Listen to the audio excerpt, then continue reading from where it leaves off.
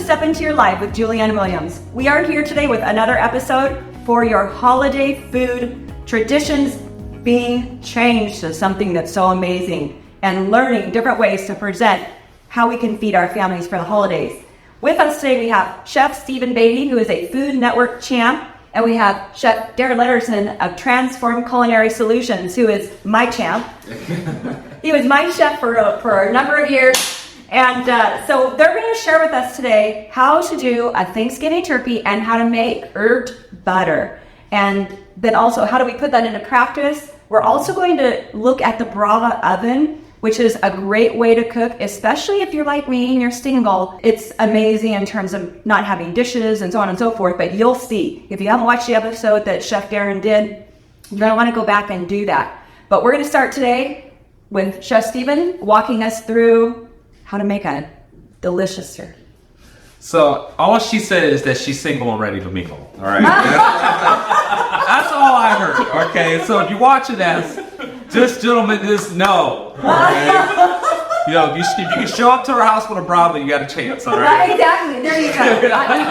You're right. It takes a gift. It takes a gift. All right. It takes a Bravo. All right. All right. So. Compound butter is one of those things that I think that is underutilized just by far, just in general. So what we're going to do is Chef Darin has a wonderful garden outside. He has allowed me to ransack it.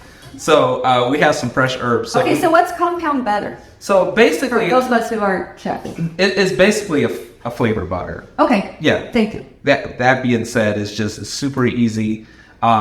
So whatever you choose to do herb-wise, is your prerogative, but we're going to do some sage, we're going to do a little bit of rosemary, and we got some Italian flat leaf parsley.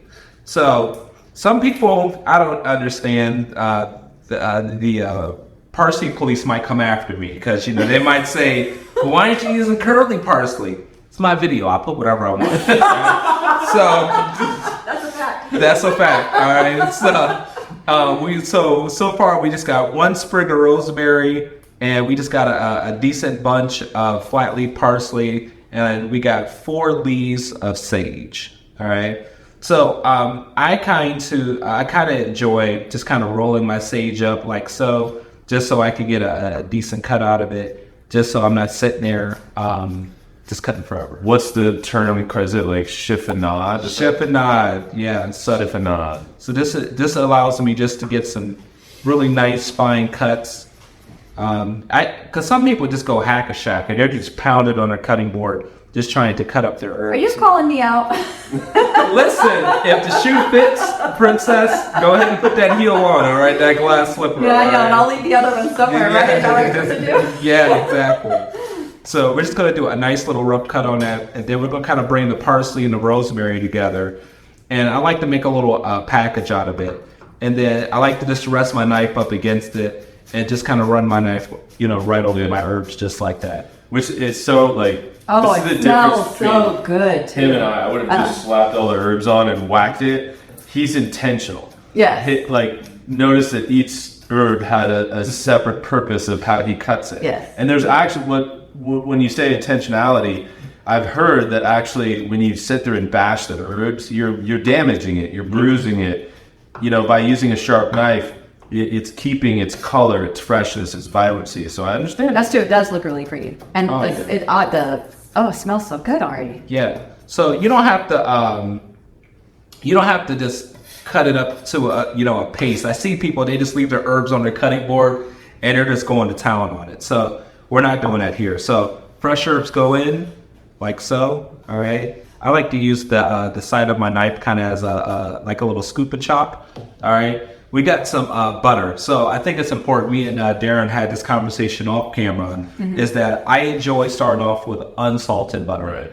If you start off with salted butter, you're already behind the 8-ball. And then, you leave yourself very little room to be creative and add flavor because it's going to end up being, unfortunately, a little too salty. Okay. So room temperature, all right, unless you want to have Popeye forearms, by trying to mix the butter together. But, you want to have some room temperature butter. I ain't trying to have Popeye forearms, all right. And then for this one, we're going to use 2 different types of butter. Seasonings. We're going to use the lemon pepper herb, which is one thing I love about my lemon pepper herb. And me and Darin, we talk about this a lot. Is that it does not have that neon, just kind of teenage mutant ninja turtle. You know, the ooze, like that bright yellow. That seems like this has been altered. Mine looks very organic. It smells great. When I made wings for my son, because he's a wing fanatic, and he bites into it. His face was like, "Oh, this is a different kind of lemon pepper," and you can taste that flavor a lot more from the zest that you put into that. Yes. And I mean, you can smell it even when you're sprinkling it, but it smells so good. And this is the poultry rub. Yeah, the poultry rub is where he's changing the name to herb. Yes, the original herb. The original herb. Oh, yeah. So just a spatula, kind of just mashing it in there. Yeah. This is a great time. If you've had a rough day, just go ahead and make some compound butter. Just get in here, just flip some stuff around, smash it. But I, all jokes aside, this is one of those things where if you want to instantly add some life to vegetables or potatoes or your rice or anything like that, keep some compound butter in your refrigerator. If you're single and ready to mingle and you're trying to go on a date night, and you want to cook, this is a good way to impress somebody. And so how long does it last?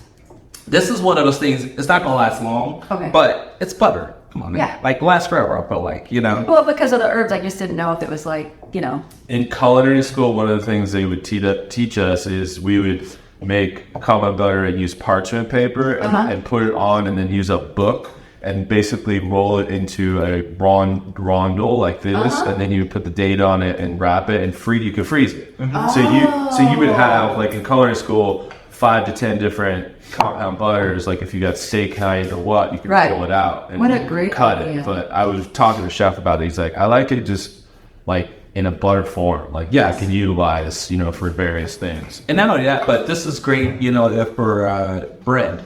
Using and a lot of times people go, oh yeah, but a lot of times if you're just gonna have bread with the meal, this is a nice element to use also. Yeah.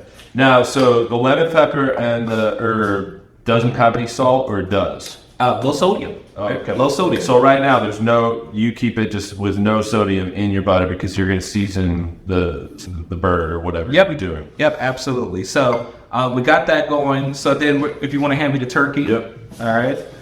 So so you want to focus on the breast versus the whole bird, which I know will show some variations. So what's your reasoning here for that? Well, 2 reasons. So I just want to show folks that naturally turkey breast gets a bad rap because it's dry. And turkey breast does not have a lot of fat in general, so we're going to leave the skin on. But the other thing is that we're going to add a little bit of butter underneath the skin, and then we're going to oil the top and then re-season it. So oftentimes people I see, which is a big no-no, is that they'll just season the top of their turkey. But that seasoning is never going to get, to the protein because you got that layer of skin. So what we did is that we're going to just pull the breast away from the skin, and then you're gonna add this back. And people go, oh, really? Now, yeah, we're gonna pull it away like this. But then you're just gonna come in here, get some butter on it. We don't want to recontaminate our butter because we want to be able to save it. And you want to just a thin layer of butter right on your protein, just like that. Wow. All right. And so then we're going to put the baby to bed. All right. Put the baby to bed, and we're going to put the blanket back on top. All right.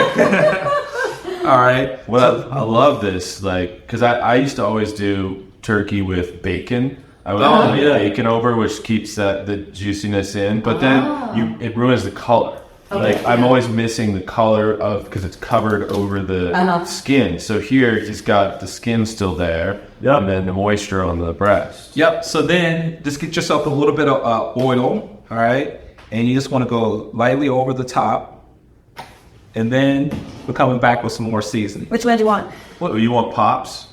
Yeah, let's Salt and pepper. let's get the pops. Let's give me the OG. I think it's The OG? yeah, First Love. First love? I'm gonna do some first. Yeah, love. why'd you call it First Love again? Cause it's the first love in the kitchen. It's salt and pepper, right? So what we're gonna do is just a little bit of the salt and pepper right over the top. But your salt and pepper isn't just salt and pepper. Yeah. It's got something a little bit more into it. Yeah. This is I think we could change and save the world by having a little bit of first love in your life. So,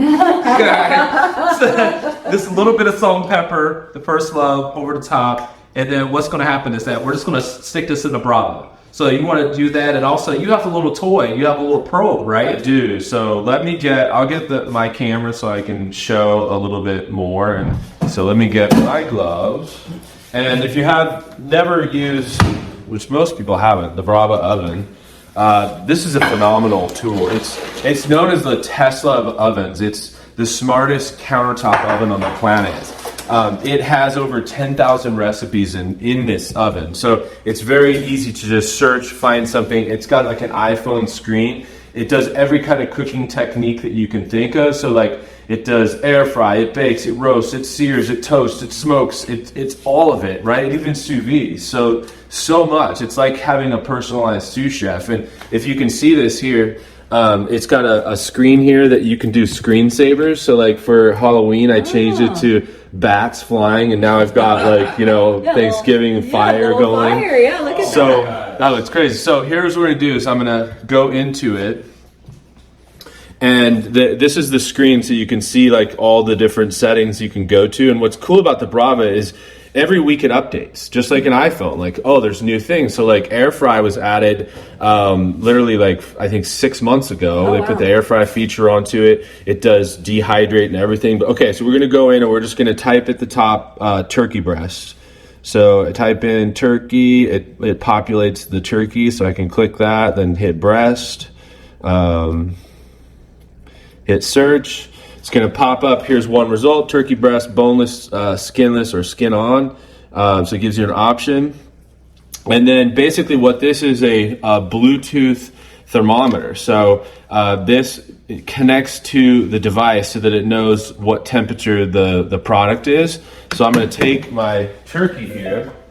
And it's got, so now you can see it actually says the wireless thermometer is connected. Mm-hmm. So I'm going to take this and I'm going to put it into the thickest part of the turkey so that I can get a proper temperature. Because, Chef, what temperature would I want to cook this turkey to? 165. So I open the door. Oh, you're seeing. Oh, and that's the next episode. That's another episode of something we're going to share with. So it tells me right here, I've got the wireless sensor in. Oh my God. I can watch a video. It's telling me to put it on the bottom tray. So go up here on this screen right here. So you can see it's on the bottom screen. And then it's connected. The wireless is connected. And what's great is that as soon as I hit this, it's going to connect on my phone. You won't see it here, but basically it's showing now that it's at 34 degrees. It needs to get it to 165. It's only going to take 35 minutes to cook this whole thing. So what's unique about it is it's going to sear from the top and the bottom. So chef butter that's on there is going to melt over the top, keep it juicy, but then the Brava uses light to cook, so it has 6 bulbs, and it's going to caramelize that skin like no other, and then caramelize the bottom as well. So we'll see how this Brava does. It's going to be fun, and we'll check back. Yeah, absolutely. If we were going to do that in the oven, what would we do? 350 degrees. Okay. And same process. Okay. And so I can't tell you enough. That's the second thing. I'm about to be a turkey, please. Get a thermometer. All right. I seriously, everyone's using the little pop-up thing, but by the time that thing pop up, your turkey is going to be overdone and it's going to be dry. Okay. Get yourself a biostem thermometer. Okay. So you can accurately take the temperature and monitor your turkey. Till it gets to 165. 165 degrees. Okay, perfect. I want to add one thing about the Brava that I've learned is you can have, for Thanksgiving, you might have your whole oven with all kinds of stuff in there. So like doing your sides in the Brava is really cool because you have another oven that you can do countertop things very fast. Yes, and then timing wise, you don't end up with things sitting too long waiting for other dishes to get finished, right? Absolutely. So you can time that better, and then your food is all hot and ready at the same time. Yes, absolutely. Wonderful.